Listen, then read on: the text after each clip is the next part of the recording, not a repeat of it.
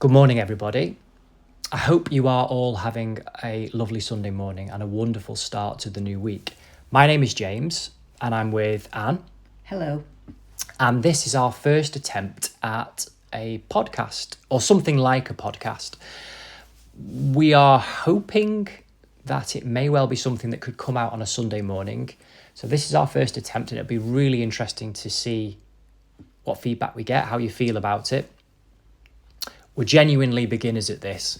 So we are sat around a table with a microphone in between us, doing the best we can. So please forgive any technical mishaps, bloopers or otherwise, that sincerely, hopefully don't happen. But if they do, well, please forgive us. So yes, thank you for tuning in. So it's about half an hour or so and we'll take it from there. Well, that's the awkward introduction out of the way, Anne, which we've been stumbling over for a little bit. So hopefully we can get going now. Good. I'd like to ask you the reason why we're doing this. The podcast itself? Yeah. Many reasons, I suppose. I'm hesitating slightly because I suppose there's lots of reasons for it. Hopefully, to answer some questions, to share some ideas and to build a community. And this is a wonderful opportunity to do that in the recognition that there are so many good people in the world, and potentially everybody in the world can be part of a community or feel a part of a community. And particularly in the times that we're living, it seems to be necessary. Not necessarily this podcast, but necessary for us to turn towards the goodness inside ourselves and the goodness inside of each other. And this is a medium, an outlet, a conduit to get that out there. And people have been asking for more content, more information. So this hopefully is satisfying those queries, questions, and enthusiasm. And it's an opportunity for us to build something of value and hopefully share that with the world. So when you say community, yes, what is community? Is that worldwide when you're talking about yes. those communities? Are you talking about worldwide, not just communities in small areas? Well, the two go hand in hand. The community doesn't have to be a unilateral system where everybody literally belongs to the same way of life, the same set of beliefs, the same pattern of life. The diversity of life and culture across the earth is necessary and natural. So I'm not talking about a unilateral, uniformed community of which everybody must subscribe to, adhere to. I'm talking about the spirit of community, really, in terms of that already exists. So the human race is already a community of which we share a common space, which is the earth, and we share the resources of the earth that are common to us all. They're not necessarily directly accessible to all of us in the same way at the same time, but we all share our planet and we all share this planet together. And that's not something to be created, that has been created. That's the situation, but it's a dynamic situation that is ever changing, flux, and is moving. So it's to recognize what we already are, which is a human race sharing a planet. So do you consider children all over the world? Do you consider children all over the world who are just going out playing in playtime and imagination? Is that the building of a community? I think it's a wonderful introduction to community, the concept of play, and children are the foundations of how a community can grow and why a community can grow. And it's very difficult to find a better reason than the children or any children for the necessity of community and thriving community, healthy community, for the goodness of children and therefore the future of the human race. And play and imagination are natural points of entry for the growth of community. I would agree with that, absolutely. They're not the only places, but they're certainly wonderful opportunities to start, yes. Is that what you think? In my thoughts are that children are losing imagination. And that will create a problem because children are losing that. So I think it's important that, yes, they do play out, and that they can get up to mischief. Yeah, so this is potentially an umbrella issue that is included, but a slight side issue to the introduction of the concept of community and the definition of community. For me, anyway, I agree with you. I think children's imagination is not thriving at this time, and there's various reasons for that. And it's a concern as to why that's happening, and it's a concern as to what we can do about it. And yes, it's perfectly natural for community in children to grow through imagination, and that's something we need to tune into, tap into, and grow again, absolutely. And in the nuts and bolts of it, on the everyday level, children playing out with each other, playing on the streets, playing in the parks, playing in the woods, in whichever environment there is natural to them, that's safe, but with an element of adventure and freedom that has to have incorporated into it an element of risk, is part of our human experience and is a part of growth. So yes, absolutely. So in a way, community starts at home, and it starts with somebody reading a child a book and making that book magic. So do you feel that goodness starts, if we're taking community as an expression of communal goodness, cooperation, the common good, that which we share together, both in material and spiritual in terms of our collective experience, then yes, it's sparked in many ways. It starts by making somebody a cup of tea or a cup of coffee. It starts by smiling at a stranger. It starts by saying hello to somebody. It starts by giving somebody a telephone call and checking in on how they are doing, wishing somebody well, saying sorry when you feel that you've said something that you don't mean. It starts with the basics of life. And yes, in a dynamic of children and imagination, reading to them, using the voices for the characters in the story, reading to children, and children reading for themselves, children acting out those characters, dressing up. They are the beginning steps of natural community, of natural dynamic of goodness, the natural cohesive cooperation of a collaboration of a human race in full flow and force, which is breaking down across the world. And they're accessible to everybody across the world. It doesn't have to be a high entry point with the sophistication of technology. This has been going on for thousands of years. Millions of years in some respects, but certainly thousands and thousands of years in terms of human evolution. It doesn't have to have a high entry point of technology or a particularly intellectually high entry point. It's on the basic level that it's the natural inclination for communal living, for the goodness of each other, the social aspect of the social cohesion of the group, the human tribe, the human community is inbred, innate in us, and it's what defines us in terms of what has enabled the human race to step forward in its evolutionary tract. So it speaks to the best of us. Our ability to be cooperative, communicate, share, and work as a cohesive network has defined how sapiens, human race, has evolved and evolved to this point, and it's the key for unlocking our next phase of evolution. I hope that makes sense, because you were talking about children having stories read to them, and I've gone off on a huge tangent there, but there we go. I don't think you have gone off a huge tangent, to be honest, because okay.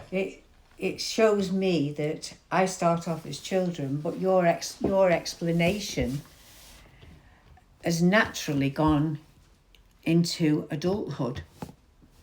So we start as children with imagination and somebody leading us, but somebody has to lead those children. So what you're talking about now is that the adult has to have that imagination also. Yes, and in a sense, as it's been said, that it would be a wonderful invitation to accept to become like children again, and to recognise that, in a way, we are all children.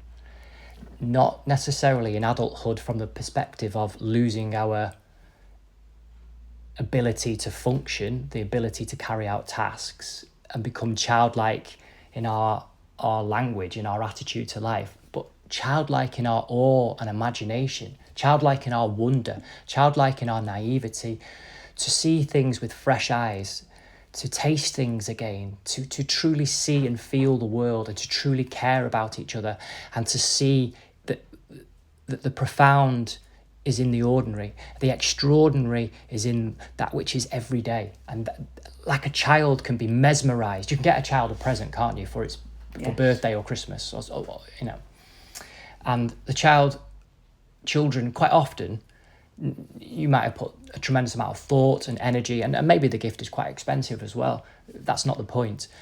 And the child, quite often, particularly young children, will be more fascinated with the box or the wrapping or the bow than it is with the actual present itself.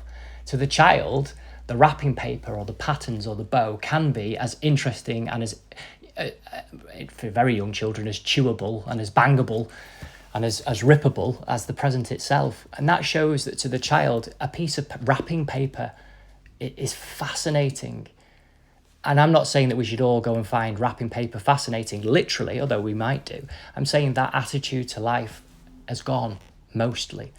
We are not seeing the majesty that's right in front of our face.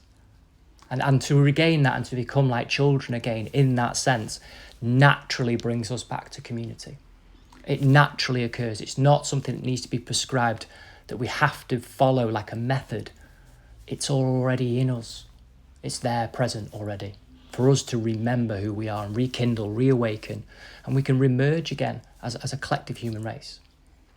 At our last event that we ran for the community, Yes. one of the activities was...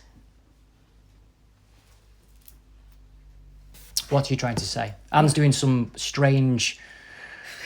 I don't know what you're trying to do, Anne. She's trying to show me through the medium of role, expression here. I didn't know what to call it. Tug of war. Tug of war, right? Okay. That's what the action was. I won't tell you what else I thought it might be, but okay. I'm doing the action of tug of war here. Okay. But yeah, so I told you we were beginners. Yeah. Of tug of war. So the tug of war started with children. So this is like, so we're talking about a community event that we've held a number of times now, different community events at the same venue. So Sale West Community Centre in Manchester, and we've held a number of community events there over the previous few years, and we've also held many other community events at other venues previously as well. And this one was for our summer event, this summer, 24, and it was based around sport, wasn't it? Yes, it was. It coincided with England running the Euros to the Euros final. So it worked really well. It was a day before the Euros final. Everybody was really excited. So we had lots of games and activities there, sports-based. Quite a lot of it linking back to many of our childhoods, and hopefully some of the childhoods that are still happening now in terms of relay races, sack races, football, boxing, face painting, and one of the classic games that we had, which was a tug of war. And we had an old school rope, like you do with a ribbon in the middle for a full force tug of war. Yes.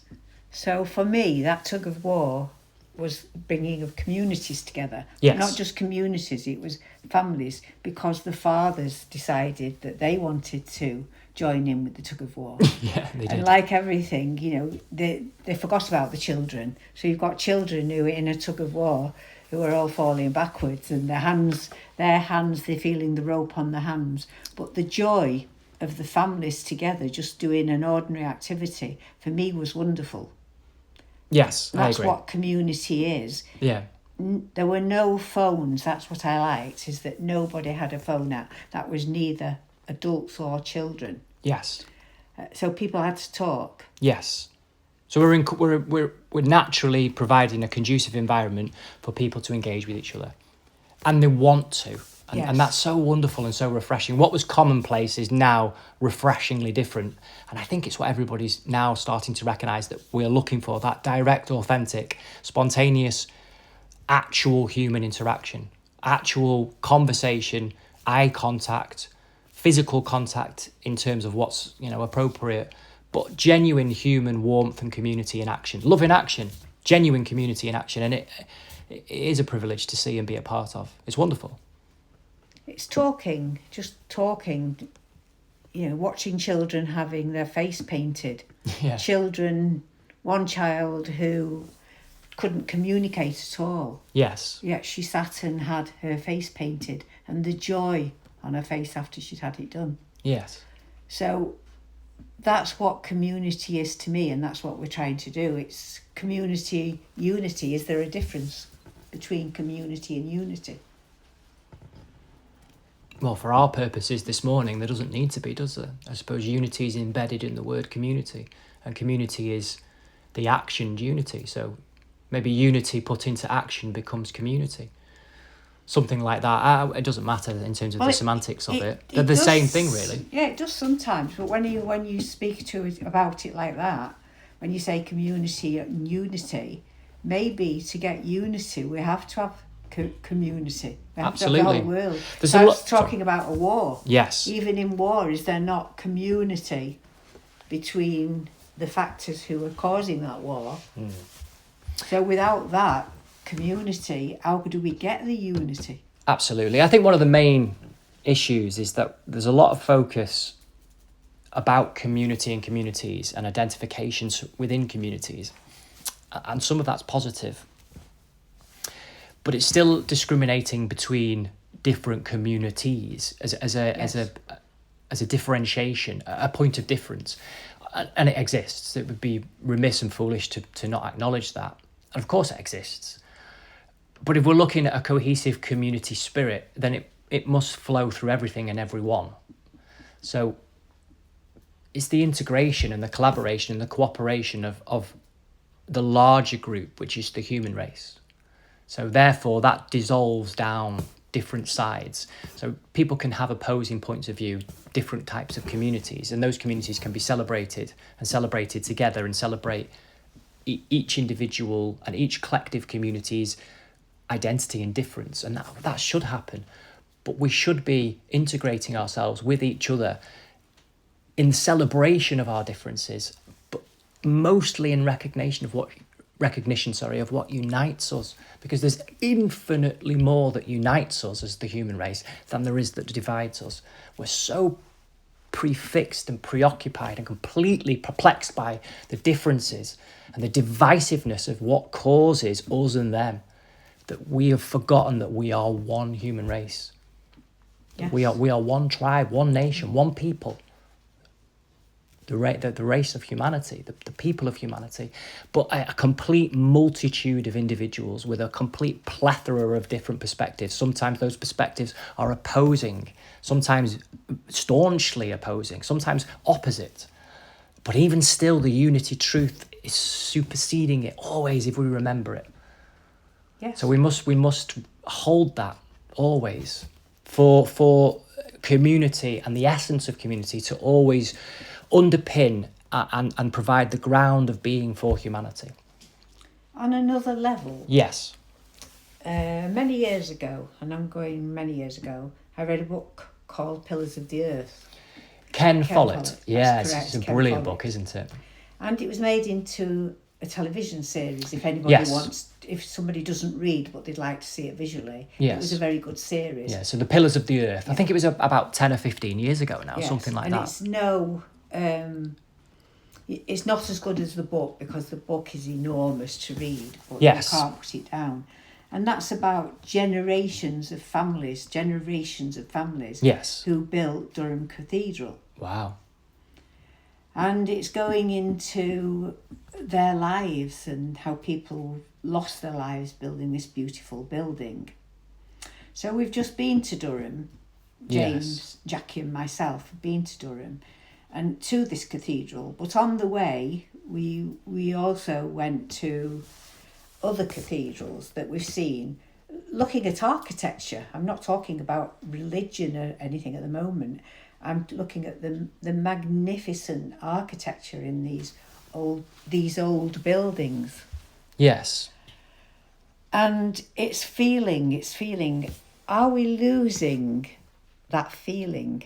If we don't have knowledge of the past, do we lose feeling? I wonder. I'm just wondering that. Well, feeling is, well, yes, I would suppose if you're posing the question, we must be exploring it, leaning towards being true. Feeling is linked to touch, isn't it? But even touching the stone, one beautiful stonework they've done, you feel it. Absolutely. So one of the ways that I think would be useful for me to explore what you're saying is, if we're not touching the world around us, we're going to lose our capacity to feel and to be able to interpret and communicate what we feel. And it does start with our physical environment. And that includes each other as well. Obviously, I'm talking about respectfully and appropriately, but our connection with each other maybe is underpinned by the feel of each other, and being able to have empathy and compassion, which are also part of this melody, this song of community. If we're losing touch and we're not touching the world around us, and in your case, we're literally the bricks, the stone, the wood, the actual raw materials of earth, moving earth. Old crafts. Yeah, old crafts, yeah, absolutely. And the feel of it. And that's the same for any skill, any craft. Yes, If we lose that, we will lose our connection to the earth, and we'll lose the connection to each other. But that's also true for being able to pick up and write with a pen or pencil on a piece of paper, read a tangible book and feel the paper in the book, pick up a newspaper and feel the paper in your hands, cook food, for actually bake and feel the butter and the flour between your fingers. And then it does extend to our human relationships in terms of holding each other's hands when it's appropriate, giving each other a hug, shaking each other's hands when it's appropriate. A child from a young age will need to be nurtured and held, comforted, and sometimes will need to be in some way encouraged, either by touch. And that extends teaching us the skill, the nuance, and the majesty that we are, that then flows into our ability to speak. And how we articulate is also in recognition of feel, both in terms of our internal feelings, but also how we can communicate those as clearly and as accurately as possible. And other people can feel what we're saying. And then when we're sharing, we're also aware of how other people may feel. So we have a consideration for each other's feelings. That is having to balance out between the point and the purpose and the objective of how we speak and why we speak, and the balance of free speech, but also being in consideration of each other and compassionate about how and what we're going to do and say affects other people. We're trying to regulate all of that, and we can't regulate it. It can't be mandated. It can't be imposed. It's innate. And you're right. Something like the crafts of building cathedrals, the stonemasonry, the skill that was involved. And it's true for all of the old ancient crafts across the world, to work with material, to work with earth, to work with energy, to work with song and creativity, to work with food, to work with any material of any kind. That the more we are removed from the felt process, the less developed we're going to be in that area.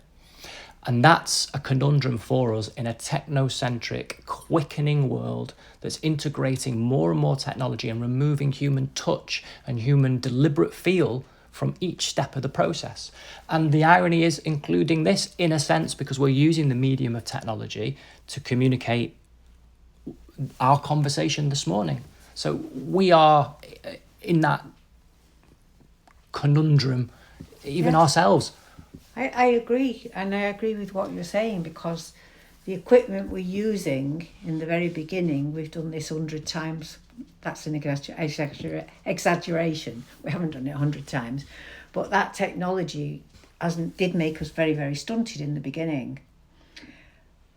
What I'd also like to point out is that when we went to Durham, we went to Ripon Cathedral before Durham. And my feeling, and I don't know whether James agrees with me, but for me, Ripon's feeling was much gentler. The feeling in the place itself was much gentler than Durham Cathedral. So that makes me wonder about the personalities of the people who built them, whether their personalities are in each building, same as they are with our homes. Absolutely, I would say so. I know so, but I would allow. I would allow. Yes. So we feel different. Taking it away from all those ancient crafts, we feel the same when we're going to buy a house on an ordinary everyday level. Who we are is reflected in everything around us, whether we like it or not, or whether we intend it to happen or not. So our feel is in everything. When you make somebody a drink, it's in there as well. When you make somebody a meal, who you are is in that meal. And I don't just mean that metaphorically, it's quite literally, as in your energy goes into it. So going back to the very basics again, very basics of what I was saying is that generations of families built Durham Cathedral, is that have we lost that communication within the family where they would have to sit round a table and talk because there was no technology? Well, there was technology, it just wasn't as evolved as it is now. But yes, it's getting back to a conscious awareness of actively choosing human community and actively consciously being aware of how we engage with each other and how much we do that. So maybe next time when we have this conversation next Sunday, we could talk about that. Yes, if people would like to hear more about it, of course, or anything else or any other topics people would like to hear, then you can let us know. Yeah. So I think it would be nice to hear from people, and please, pass this podcast around if you find it interesting, but send us questions, because we love to hear what other people want to know about the world. Yes. About everything, about feelings, because they are important. I don't think anything's more important. If we lose feelings, we'll lose ourselves. So there's nothing more important than remembering who we are and remembering that we are that together. And there's so much hope in that. And these times now are so troubling, and many people feel such a despair and despondence at the world. But it's so important that we remember that there is hope, and that hope is in everybody. And it starts with us. It starts with you listening. It starts with each of us. Not to be perfect, not to get it right, but to be who we are and turn towards that. And the biggest change will come from that. And that's accessible right here, right now. And obviously, everything we've discussed this morning, you'll have your own point of view on, people listening, and of course you should. And what Anne and I are discussing is organically, without any script or any plan, what we think and feel this morning. What you think and feel is as important, and your ideas.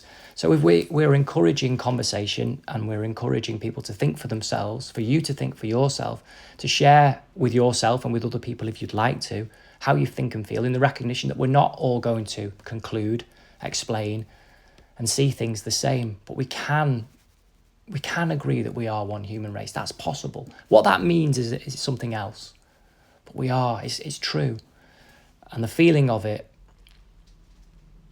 can quell some of the enormous frustration and anxiety and fear that's out there at the moment. And that we're not going to be able to move forward if that fear has grip or hold of us. So I hope in some way that this morning has at least made you think, hopefully made you smile, and given you some food for thought and encouraged you to think for yourself and to feel. I hope so. And my last thought is that whatever your thoughts are to what we're doing or what anybody's doing, please react with kindness. Because out there, that's what we need now. We need a lot of kindness. Yeah. Life's not easy, is it? So be kind. No. Yeah. So thank you very much. If you'd like to get in touch, you can do via Stride for Truth. So our website, stridefortruth.com, www.stridefortruth.com. And there is a contact us section on there. Also, we have a Facebook page and an Instagram page, and feel free to get in touch with the direct messages on there or leave a comment. Any questions, feedback, anything is absolutely welcome. And our aim is, if this goes well, we will record another one for next week, and we'll take it from there, really, and we'll see how it evolves. So thank you very, very much for joining us this morning. I hope you have a wonderful rest of the weekend, whatever's left, or week, whenever you're listening to it. We look forward to talking with you and being with you again very, very soon. So thank you very, very much, everybody, and speak to you soon. Thank you. Bye-bye.